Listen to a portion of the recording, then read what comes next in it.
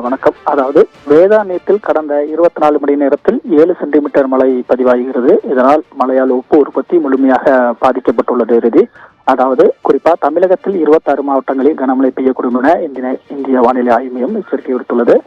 இந்த நிலையில் நாகப்பட்டினம் மாவட்டத்தில் ஒரு வார காலமாக பரவலாக விட்டுவிட்டு மழை பெய்து வந்தது. இன்று அதிகாலை முதலே காலை 3 மணி முதலே பரவலாக கனமழை பெய்து வருகிறது. இந்த நிலையில் வரும் 17ஆம் தேதி முதல் 19ஆம் தேதி வரை கனமழை பெய்யக்கூடும் என்ற ஒரு அறிவிப்பும் வெளியாகி உள்ளது. அதன் எதிரொலியாக மாவட்டத்தின் வருவாய்த்துறை சார்பில் முன்னெச்சரிக்கை நடவடிக்கைகள் மேற்கொள்ள அறிவிப்பு வெளியிடப்பட்டுள்ளது.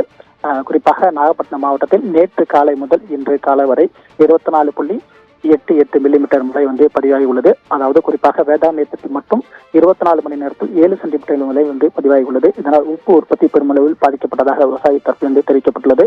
குறிப்பாக வேதாரண்யம் அடுத்த அகஸ்தியன்பள்ளி, கோடியக்காடு, கடினவயல் உள்ளிட்ட பகுதிகளில் 9000 ஏக்கரில் கடந்த 3 மாதங்களாக வெயில் தாக்கம் அதிகமாக இருந்ததால் உப்பு உற்பத்தி முழுவீச்சில் நடைபெற்று வந்தது. கடந்த 2 நாட்களாக பெய்து வரும் மழையால் உப்பு பாத்திகளில் மழைநீர் தேங்கி உப்பு உற்பத்தி முழுமையாக பாதிக்கப்பட்டுள்ளது.